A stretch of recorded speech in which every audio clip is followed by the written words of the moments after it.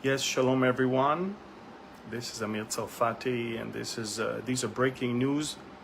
If you've been following me on Telegram, you know exactly what's going on. But for those of you who do not follow me on Telegram, you may want to find out that about a couple hours ago, a heavy rocket of Hisbollah just landed in a soccer field of the Druze community of Majd al-Shams in Northern Israel, right below Mount Hermon in the Golan Heights, and instantly killed 10 children, all of them from the age of 10 to, I guess, 18, and injured 20.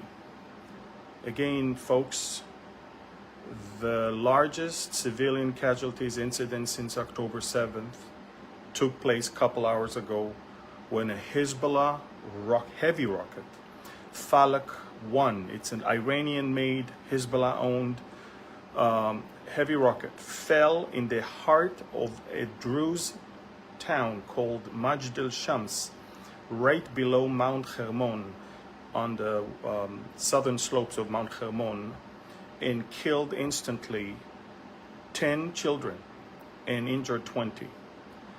Again, this is not an attack against IDF and not an attack against Jewish town. They miscalculated, and Druze children were killed. Hezbollah realized the big mistake, immediately issued a statement that says that they didn't do it because they're super afraid that Druze in Lebanon and Syria are going to avenge the death of these 10 children. And you have to understand, this is a massacre. Like, you know, again, a rocket, heavy rocket, hundreds of pounds of explosive, landed out of the blue in the heart of a Druze village in a soccer field where dozens of children were playing in a broad daylight, killing instantly 10. Look on my Telegram channel, I posted very disturbing footage of children without limbs, without head. It's horrific.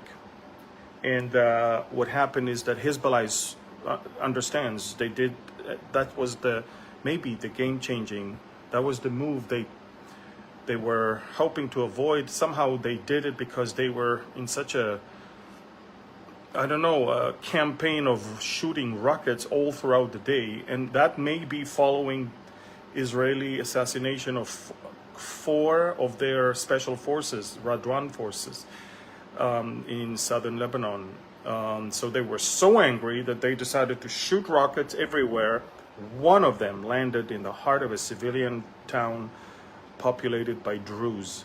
The Druze is a small minority in Israel of 100,000 people. Most of them are pro-Israel, and many of them serve in this IDF.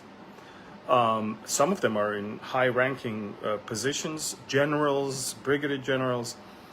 The community in the Golan is a community of Druze that used to be part of Syria until 1967, and they were so afraid that in a future agreement with Syria, they will be returned back to Syria. So they always kept this neutral position of not supporting Israel because they were afraid they'll pay for it later.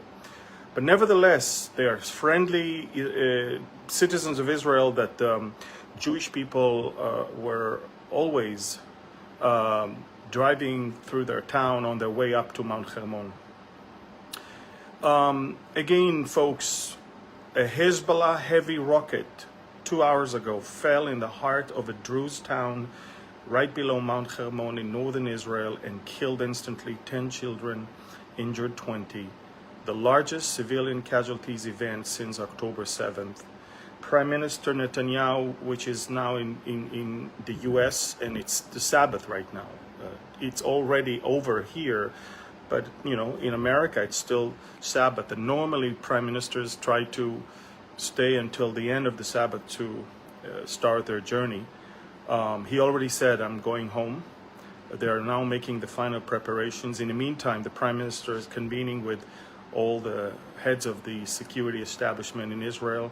There's no doubt a heavy response must follow this event. The question is, are we going to go to an all-out war with Hezbollah, or are we going to be able to escalate our response and yet still avoid an all-out war? Because, let me just make it clear, an all-out war against Hezbollah is an all-out war where all of Israel is within missile range, and no doubt will start also a barrage of missiles from Syria and Iraq as well.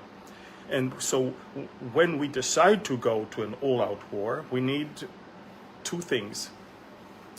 We need the surprise element to make sure that we take from them the ability to shoot the rockets and to destroy rockets on the ground before. And I don't think we have the surprise element. They are ready right now. And the second thing is we need to make sure that we, on our side, in the home front, which is Tel Aviv, Haifa, and everywhere in Israel, we are ready also. So everybody is getting ready for a few days of major war, and where we might not have electricity or water or something like that, because Hezbollah will surely attack Israeli infrastructures as well. Also, knowing that Hezbollah is not Lebanon, unlike Gaza and the Palestinians, that they are Hezbollah, they are Hamas, Gaza is Hamas, Hamas is Hezbollah. That's not the case in Lebanon. Most of the Lebanese don't like Hezbollah, and to destroy their country because of Hezbollah, it's almost buying ourselves new enemies that right now are not our enemies. We have to be very careful in the timing, in the manner of the way we respond. So the Prime Minister is right now on the phone with the Chief of Staff and the Minister of Defense, and he needs to approve a whole package of IDF strikes, some might be in Beirut, in order to send a message that we cannot allow such a thing to happen, but at the same time keep the initiative on our side to when we want to start the war at our terms and the right timing that we find. So again, delicate situation. In these type of times, we cannot think from the stomach, but from the brain. And everyone wants right now to destroy everything that Hezbollah is, and we don't mind wiping out Beirut and all of that. But at the same time, again, it's much bigger than that. And so please pray. The response will likely begin tonight. Right now it's a bit after 9 p.m. here in Israel. I'll be up throughout the night to report on Telegram. Again, Telegram is the only way you can find out what's going on. I have all the footage of what happened, the actual explosion, and unfortunately footage from what happened to the children over there that I wish I didn't have to show you, but it's there. So if you are not following me on Telegram, do that right now. Amir Tsarfati on Telegram. I have over 540,000 subscribers, and the reason I'm telling you that is do not follow fake channels with my name. The only Amir Tsarfati channel that you need to follow if you want to follow me is the one that has over 540,000 subscribers. Telegram is the only and the best and the safest way for me to communicate to you, sensitive information that social media will not allow me to.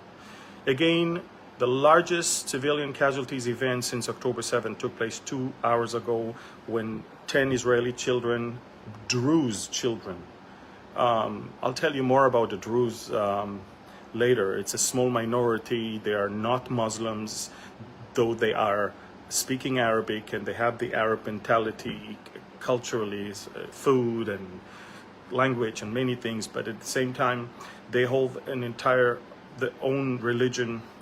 They are not seeking their own country. They are not fighting to get territory and independence. There are Druze in Lebanon, in Syria, and in Northern Israel. In Northern Israel, they are on Mount Carmel, Lower Galilee, Upper Galilee, and the Golan, and wonderful people, very loyal civilians that many of them serves in the IDF. I have a lot of friends that are Druze. Part of them were in my military unit as well. So again, very, very, very bad evening. And for us, we are preparing for a very harsh response in the next few hours. Stay tuned. I'm especially staying awake on Telegram. I will report. And Prime Minister Netanyahu is making his arrival to Israel earlier. He will fly throughout the Shabbat instead of after the Shabbat is over.